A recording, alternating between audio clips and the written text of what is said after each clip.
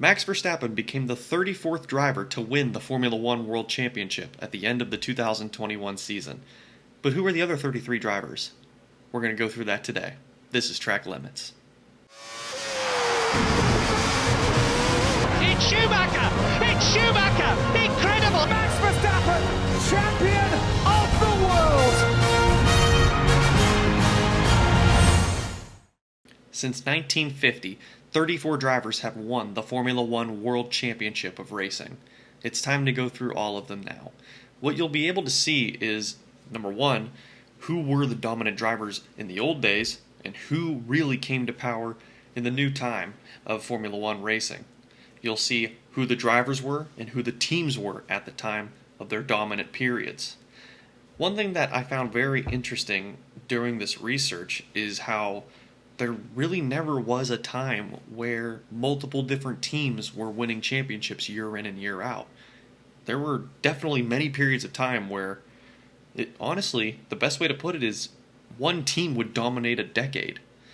That's really the best way to describe how the Formula One World Championships have been played out since the year 1950. But now let's go into it. And we start in the year 1950. So in 1950, the first Formula One World Champion was crowned, Giuseppe Farina and Alfa Romeo. This would be the first of back-to-back World Championships for Alfa Romeo, the only two that they've ever won in the history of F1. The second year would go to Juan Manuel Fangio, who got his first of what would soon be many world titles, and what they didn't realize at the time was that the Argentinian was going to be the first superstar of Formula One racing. 1952 and 53 was the first repeat world champion. Alberto Ascari got his first and second world titles in 52 and 53, both years driving for Ferrari.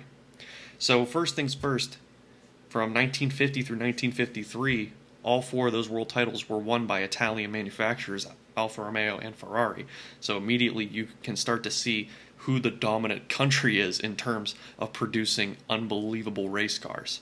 But now we move on into 1954. This is the second world title for Juan Manuel Fangio, and while he started the season with Maserati, he would finish the year mostly with Mercedes-Benz. So this would be the first world title under the Mercedes-Benz crown. He would repeat in 1955, getting his third world title, now putting him ahead of Ascari for most all time, obviously still very early on in the going of F1, but now he has 3 world titles, back-to-back with Mercedes-Benz. In 1956, Fangio would win his third consecutive world title, making it 4 in a row now for him. But again, he won his first with Alfa Romeo, back-to-back with Mercedes-Benz, and now in 56, he won it with Enzo and Ferrari. So that puts Ferrari at 3 world titles so far in the 50s. That puts them ahead of Alfa Romeo and Mercedes-Benz. In 1957, Fangio would win his 5th and final world championship, this time with Maserati. He would go all the way through the season with the team and get them their first and so far only world championship in Formula One. Little did they know, but Fangio's 5 world titles would hold to be the most in F1 history until the early 2000s. And we'll tell you who beat that record when we get to it. In 1958, Mike Hawthorne won the world title, and again, this was with Ferrari. This would be the Prancing Horses' 4th world title in the 1950s, clearly making them the dominant team of the decade. 1959 and 1960, we saw another back-to-back world champion, Jack Brabham, driving for Cooper, would get his first and second world title in 59 and 60.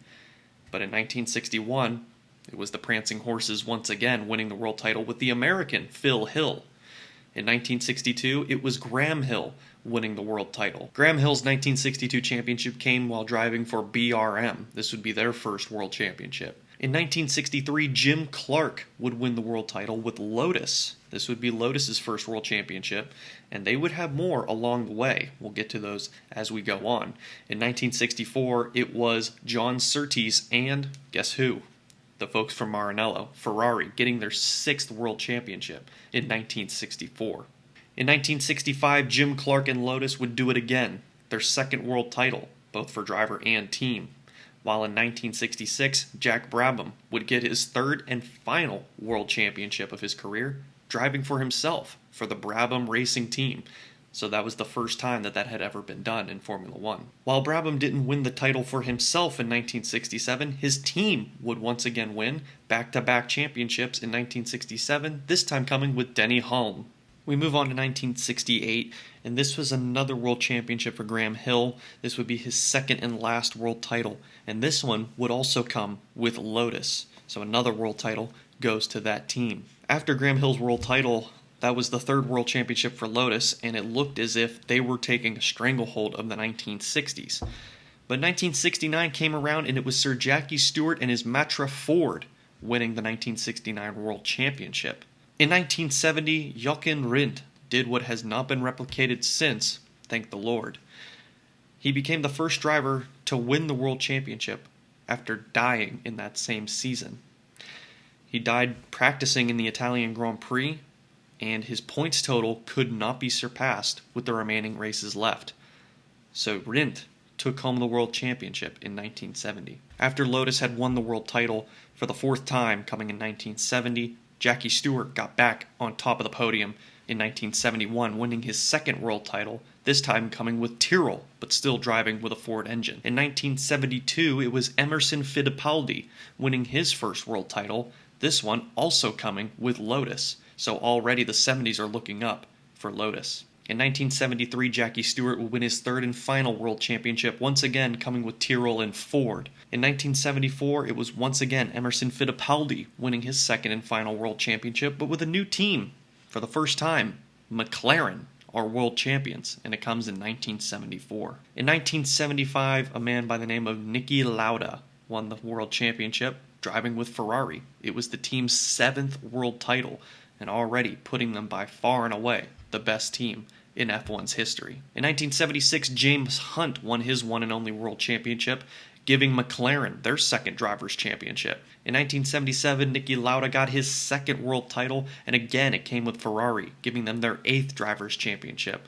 While in 1978, it was Mario Andretti, a name that everyone is very familiar with, getting his first and only world championship, and he was driving with Lotus. Lotus had won their 6th world title with Mario Andretti and looked to keep the decade in their hands.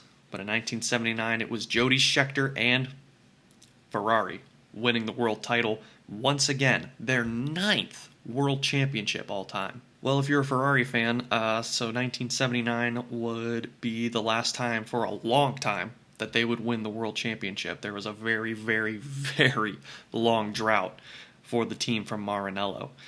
But let's see what happened during their time where they weren't winning the world title with a driver. Alan Jones had won the world championship in 1980, driving for a new team called Williams. Sir Frank Williams made his own team after he was unable to get his racing career going, started the team, and with the help of Ford, they got their first world title in 1980. In 1981, Ford would again win the world title as an engine builder, but with Brabham as the main team, and their driver was a man by the name of Nelson Piquet. Now, if you're a NASCAR fan, you may recognize his son, Nelson Piquet Jr., who used to race in the Xfinity and Truck Series back in the day. But Nelson Piquet, make no mistake, was by far the more popular driver in the world. In 1982, Keke Rosberg kept the Williams momentum going, getting their second world title for the team, still with the help of Ford. Nelson Piquet wouldn't be outdone, as in 1983 he'd get his second world championship, and again it would be with Brabham, but this time with assistance from BMW engine building. In 1984, after nearly losing his life in a fiery crash, Niki Lauda would survive his burns to win a third world championship, and this time it would be with McLaren. And this would be the beginning of the McLaren dynasty. 1985 and 1986 were another set of McLaren world titles, making it 3 in a row for the team, but it would be with a French driver by the name of Alain Prost who would win those world titles. After McLaren had won their 5th world title in 1986, 1987 would go back to Williams, this time with backing from Honda, and that world champion, for the 3rd time, would be Nelson Piquet. In 1988, Formula One would see one of the most dominant performances by any race car ever. The McLaren MP44, still to this day one of the best cars of all time, took home the world championship with Ayrton Senna of Brazil behind the wheel. In 1989, McLaren would once again be the dominant team of the year, getting another world title. In controversial fashion, it came down to the two teammates to decide it, and they took each other out to decide the world title. Alain Prost was the champion. In 1990 and 1991, it would be another set of McLaren World Championships, back-to-back years won by Ayrton Senna. 91 would be his last world title. In 1992, Williams and Renault would win the World Championship with Nigel Mansell, who was a big fan favorite in the United Kingdom, and finally had achieved the pinnacle of motorsport. In 1993, Alain Prost would retire after winning his fourth and final World Championship, coming one shy of tying the great Juan Manuel Fangio. But again, 4 world titles, that's still incredibly impressive.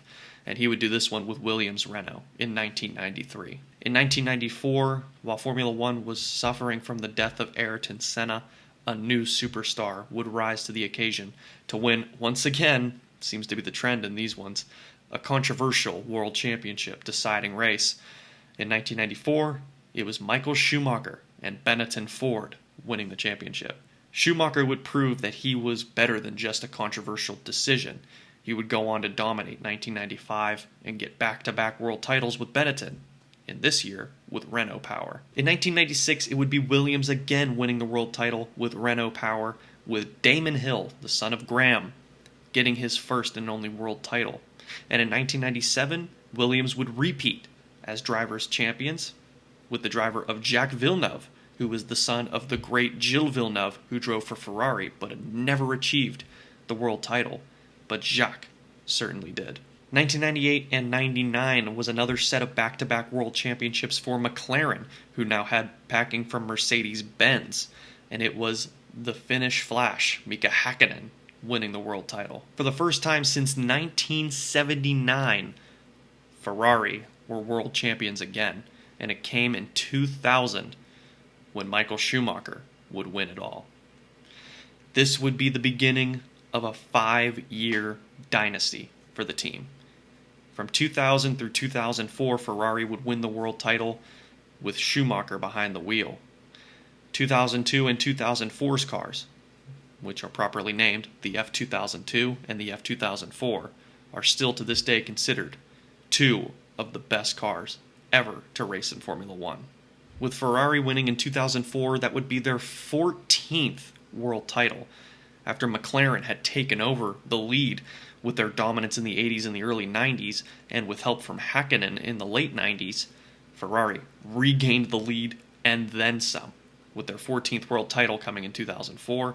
And then in 2005, Schumacher's dominance came to an end when a young Spaniard by the name of Fernando Alonso brought home the world title for the Renault factory team.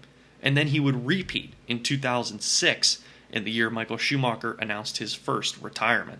In 2007, while many thought Ferrari would be lost without Schumacher, they gained a superstar from McLaren by the name of Kimi Räikkönen, who would win the world title with his first year with Ferrari in 2007, giving the team their 15th world championship with a driver, and that record still holds to this day for the most all-time. In 2008, McLaren would get their 12th world title, trying to get themselves a little bit closer to Ferrari, and that would be with a very young driver by the name of Lewis Hamilton.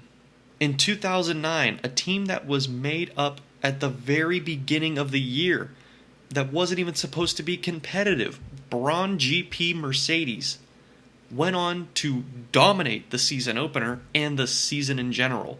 Jenson Button, a British man, took home the world championship in 2009 with Braun GP, who the next year would become Mercedes-Benz. 2010 would begin the decade of dominance for 2 teams, and it would start with Sebastian Vettel and Red Bull Renault. Red Bull and Vettel would win 4 consecutive world titles to begin the 2010s. From 2010 to 2013, no one could touch the German and the Red Bulls. But in 2014, when the V8 engines were traded out for V6 hybrids, no one jumped on these cars quicker than Mercedes-AMG. And it would be Lewis Hamilton winning the world title in 2014, getting Mercedes their first championship since Fangio in 1955. Now again, Mercedes did pull out of the sport shortly after Fangio's World Championship and did not come back until 2010. As a factory team, they were building engines, but as a factory team they had not won the world title since Hamilton in 14. And then in 15, he would repeat, getting himself his third championship and the team's fourth. In 2016, Nico Rosberg would do what his father did before him and win the world title, also coming with Mercedes-AMG. And after several years of fighting his teammate Lewis Hamilton, doing everything he could to win the title and just not able to do it, he finally did it, and he retired right after the race. From 2017 through 2020, it was all Lewis Hamilton. This is stuff we all know now. Mercedes-AMG and Hamilton won from 2017 through 2020, and that puts AMG and Mercedes at 9 world titles with a driver. And then comes 2021. A lot of people say it should be Hamilton's world title, but the fact of the matter is, Max Verstappen and Red Bull Honda are the world champions of 2021. It is Red Bull's 5th world championship, and it is the Dutchman's first world title. Thank you guys so much for watching this video. I really hope you enjoyed it. I hope you guys learned something today. And be sure to comment, like, and subscribe to the channel. We really do appreciate it. Comment below who your favorite world champion is, and comment who your favorite team is that's won a world championship, and who you think will win in 2022. If you're like me, we want to see these guys back up at the front. Really, really hope this 2022 car is a little bit closer. But again, don't want to sacrifice all of my bias for Ferrari. I want to try and stay neutral. But again, be sure to follow us on social media. I have all the accounts listed up on the screen now. Go ahead and follow us on all of these pages. We keep you updated every single day. Whenever something comes up, whenever there's breaking news, we are sure to send it to you so that you know what's going on in the world of racing in both Formula One and in NASCAR here above the yellow line. We really do appreciate your follows because it helps us produce this content that we love to do for you. So until next time, I'm Dom Joseph for Track Limits, and as you know, Forza Ferrari.